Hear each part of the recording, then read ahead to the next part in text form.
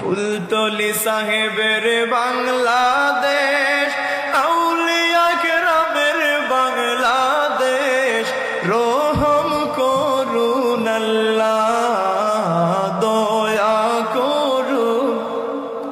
এই ওলি আল্লাহর বাংলাদেশ, এই শহীদ গাজীর বাংলাদেশ, রহম করুন আল্লাহ, দয়া করুন আল্লাহ, রহম করুন আল্লাহ, দয়া করুন আল্লাহ।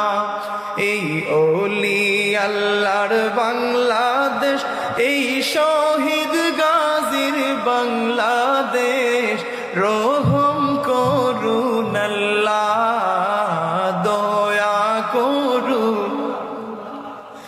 শাহজালালের বাংলাদেশ, শাহপুরানের বাংলাদেশ, শাহ আমানতের বাংলাদেশ, রহম করুন আল্লাহ, দয়া করুন।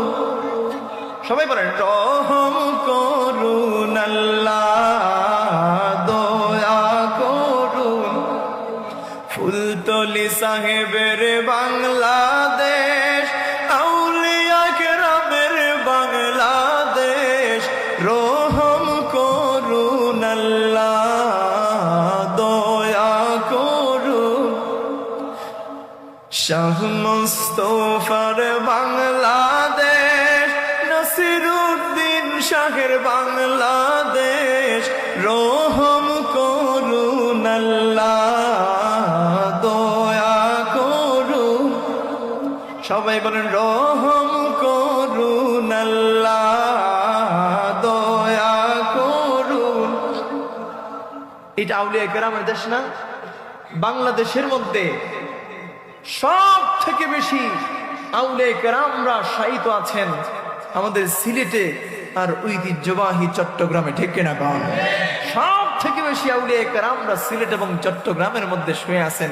এই আউলিয়া কেরামদের ওসিলায় আল্লাহ রাব্বুল আলামিন আমাদেরকে কত বড় বড় মুসিবত থেকে রক্ষা করেছেন। আল্লাহু আকবার বলেন। কত বড় বড় ভূমিকম্প আসে, কত বড় বড় আযাব আর গজব আসে, কিন্তু আউলিয়া কেরামের ওসিলায় আল্লাহ রাব্বুল আলামিন আমাদের সবাইকে হেফাজত করেন। আল্লাহুম্মা আমিন। আল্লাহ রাব্বুল আলামিন যেন আউলিয়া কেরামের রুহানি তাওয়াজ্জু আমাদের প্রত্যেকের ভাগ্যে নসিব করেন। সকলে পড়ি আমিন। ফুলতলি সাহেবের বাংলাদেশ,